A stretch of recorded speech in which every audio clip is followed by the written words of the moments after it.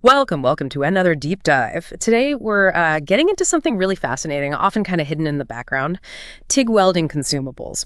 We've got a whole stack of info you sent over, and our mission today as well to sift through it, pull out the key stuff, the surprising bits, and give you that shortcut to really knowing what gets used up in TIG. TIG welding, gas tungsten arc welding, it's all about precision, that beautiful look, the quality.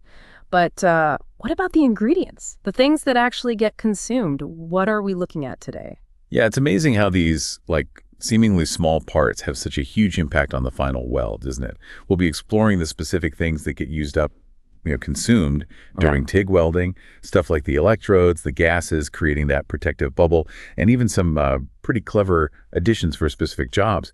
It's really about understanding not just what gets used, but why it's chosen, and how those choices really shape the quality, the characteristics of the weld itself. Okay, let's unpack that. When we say consumables for TIG, what does that actually cover? It sounds a bit counterintuitive for TIG sometimes. Right. So in TIG welding, the main consumables are typically the filler wire you add and the shielding gas.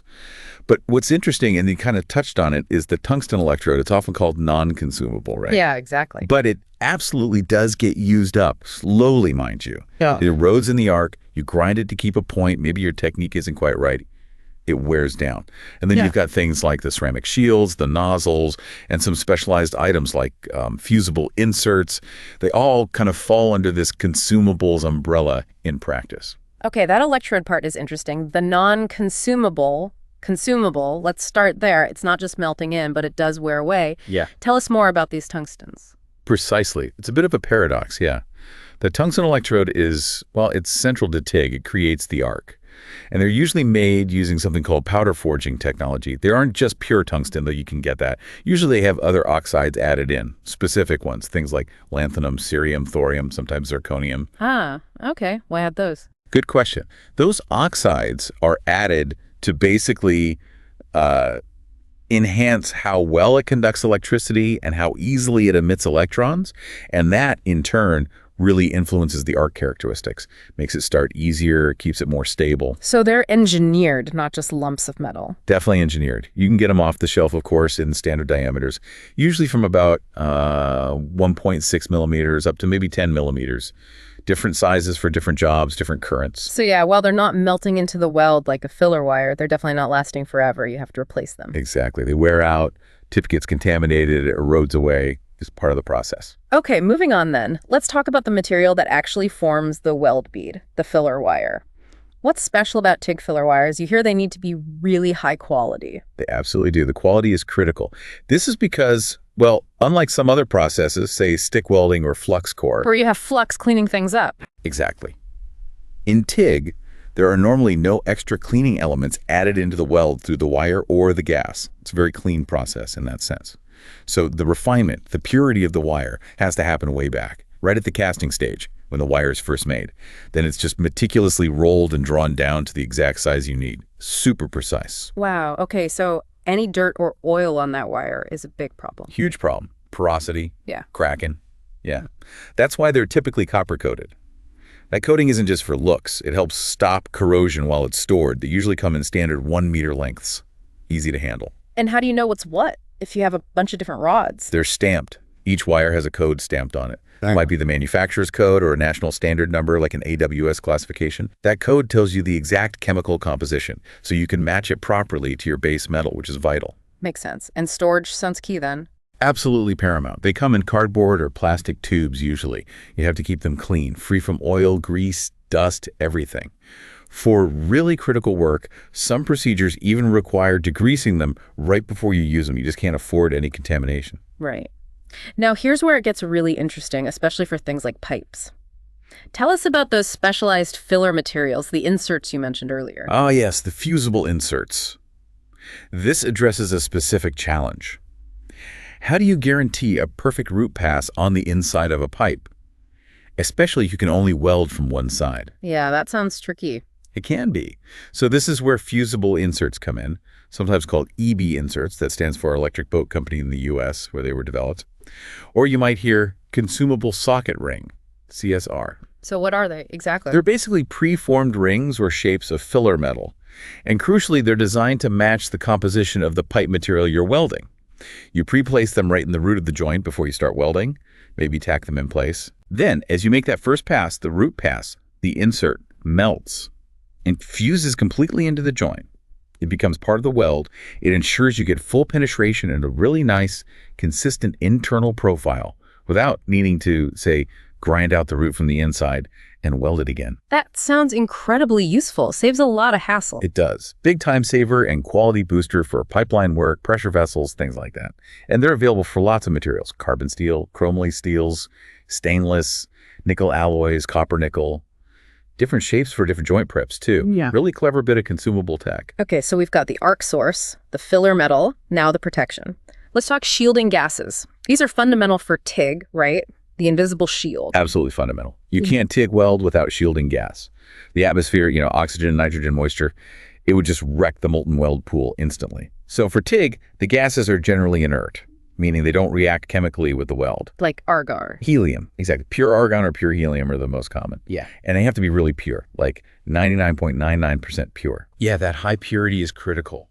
It really highlights why you need to be so careful about purging your gas lines before starting, making sure your hoses aren't cracked or leaking.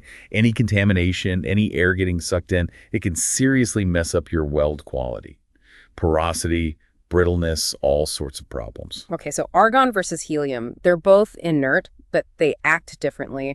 What are the key differences a welder needs to keep in mind? The big question. This is a crucial choice. So argon. It's more common in the air, generally cheaper. It's also denser, heavier than air, which means it provides good coverage, especially when you're welding flat or downhand. You usually need a lower flow rate compared to helium. Okay. Argon also has low thermal conductivity. That tends to give you a wider weld bead on top, maybe a bit less penetration for the same current.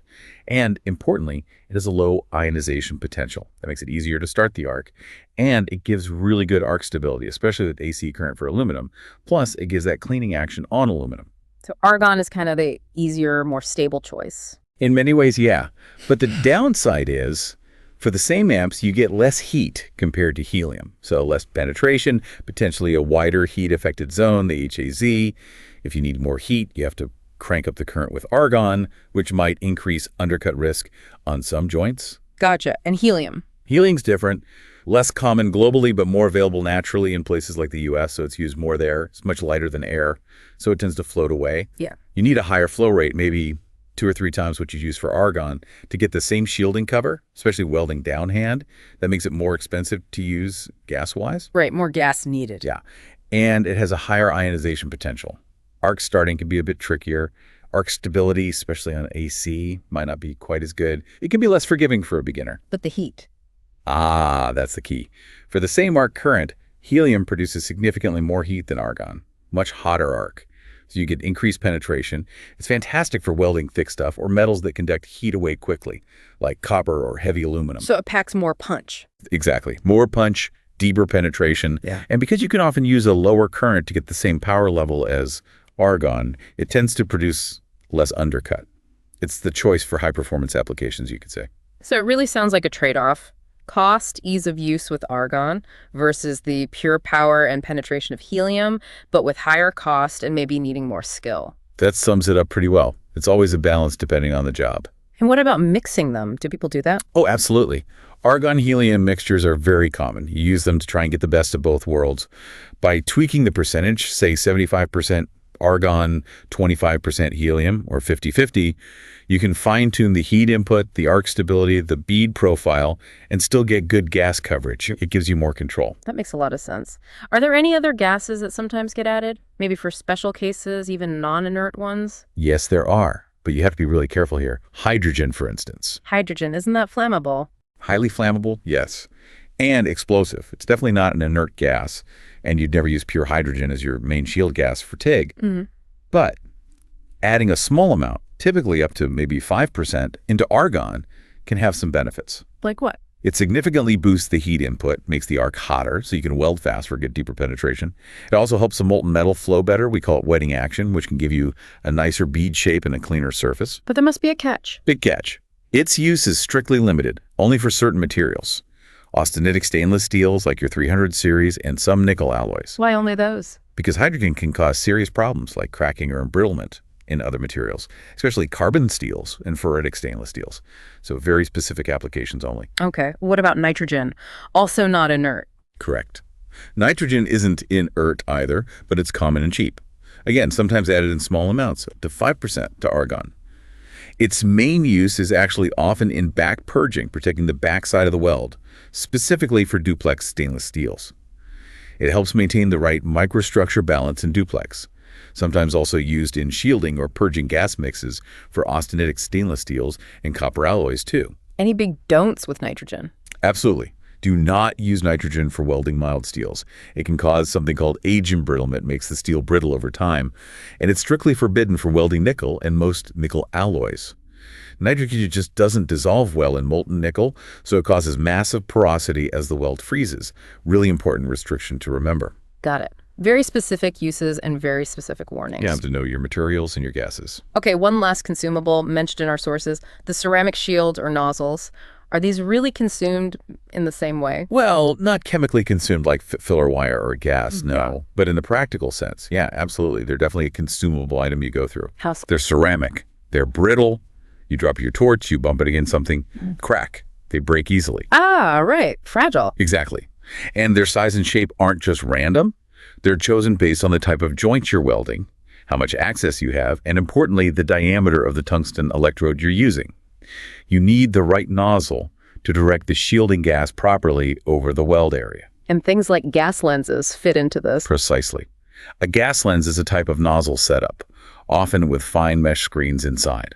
It smooths out the gas flow, makes it less turbulent laminar flow, we call it. This gives you better shielding coverage, often allowing you to stick the tungsten out further for better visibility or reach, and is great for sensitive metals like titanium or stainless. So choosing the right size and type of nozzle, maybe with or without a gas lens, directly affects your gas shielding. And since they break, yeah, they're effectively a consumable. You need spares. Okay, that covers a lot of ground. So wrapping this up, what's the big takeaway for everyone listening? It seems like every little piece matters in TIG. It really does. Yeah. From the specific oxides in your tungsten to the absolute purity needed in your filler wire and gas, even down to the shape of your ceramic nozzle. Every single element is chosen deliberately.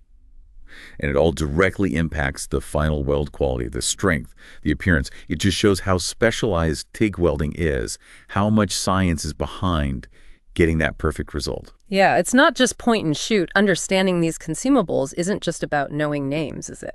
Not at all. It's about appreciating that that complex interaction between all these materials and the welding process itself, the chemistry, the physics. It's all happening right there in the arc. So for anyone doing TIG welding or even just curious about it, really thinking about the whole life cycle, how you store these things, how you select the right one for the job, how you use it carefully, that's key. It's how you get those top quality results consistently and avoid, really costly mistakes or weld failures down the line. The details matter hugely. Absolutely. It's the hidden details that often make the biggest difference. The beauty is in the precision, seen and unseen. And that brings us to the end of another deep dive. Really fascinating stuff. Until next time, keep that curiosity sparking.